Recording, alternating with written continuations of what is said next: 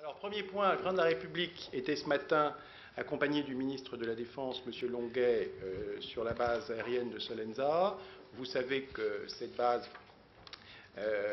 qui est la plus proche de la Libye, est celle sur laquelle notre armée de l'air a concentré des moyens. Elle est au centre de notre dispositif et c'est la raison pour laquelle le président de la République a souhaité s'y rendre ce matin. Cet après-midi vient de s'achever à l'Assemblée nationale le débat sur l'engagement militaire de la France en Libye.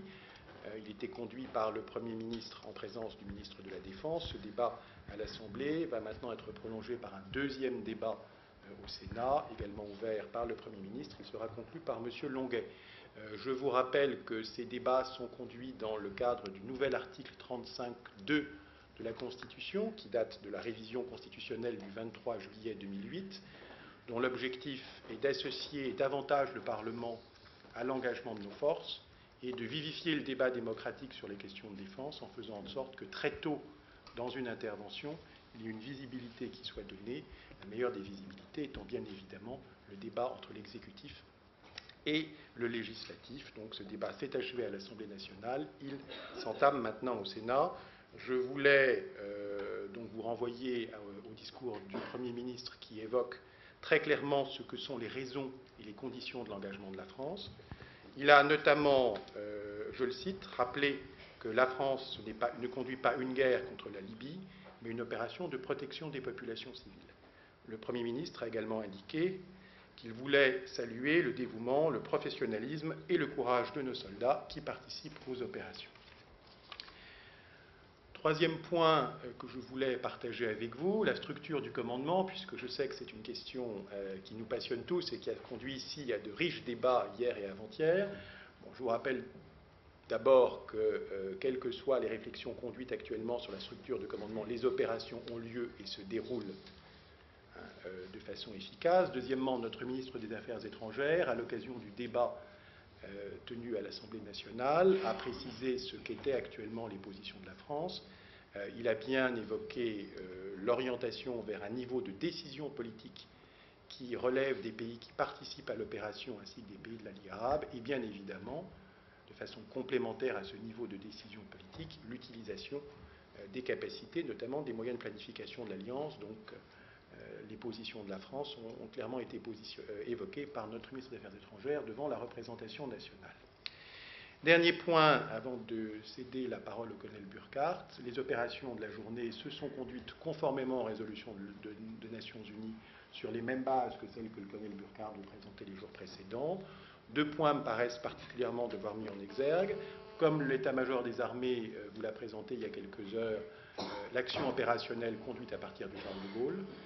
Deuxième point, vous aurez noté que la Grèce a évoqué l'arrivée des premiers éléments du Qatar. Nous avions évoqué nous-mêmes ici, il y a 48 heures, la volonté du Qatar de déployer des aéronefs. Ce déploiement est en cours et le colonel Burkhardt y reviendra dans quelques minutes. Mon colonel. Monsieur le délégué, merci. Donc, en ce qui concerne le dispositif général de cette opération, pas de changement. Le groupe aéronaval est maintenant déployé dans sa zone d'opération et le groupe aérien a effectué aujourd'hui sa première mission aérienne. À noter toutefois que les frégates de défense antiaérienne et antiaérienne Forbin et Jean Bart ont été intégrées à ce groupe aéronaval. En ce qui concerne la base aérienne de Solenzara, elle a poursuivi sa montée en puissance et regroupe désormais la plupart des avions d'armes de l'armée de l'air qui participent à cette opération, soit une vingtaine d'appareils avec 6 Rafales, 6 Mirage 2000D et 6 Mirage 2000-5. Avant de passer aux missions de la journée, je précise que lors des opérations qui ont été effectuées hier, à l'issue du retour des appareils, il a été confirmé donc qu'un tir avait été effectué qui avait permis de détruire un véhicule blindé des forces du colonel Kadhafi dans une zone qui se situe à plus de 100 km au sud de Benghazi. Cette attaque a été effectuée par un Mirage 2000D. Aujourd'hui, l'engagement opérationnel de nos moyens a été limité. En effet, nous n'avons engagé que 7 appareils dans les opérations de ce jour. Un AWACS a été engagé à partir de la base d'Avor en fin de nuit, et ce jusqu'au milieu de l'après-midi. Un ravitailleur a été engagé en soutien d'une patrouille Rafale qui a décollé de Saint-Dizier vers 6 h du matin. Cette patrouille était en configuration double ROCO, c'est-à-dire que chaque Rafale disposait d'un pod ROCO-NG. Chaque appareil disposant par ailleurs de missiles MICA pour des missiles de défense aérienne. Quelques heures après, une patrouille Rafale a également décollé du Charles de Gaulle. Cette patrouille était également en configuration double ROCO, chaque appareil disposant donc d'un pod ROCO-NG.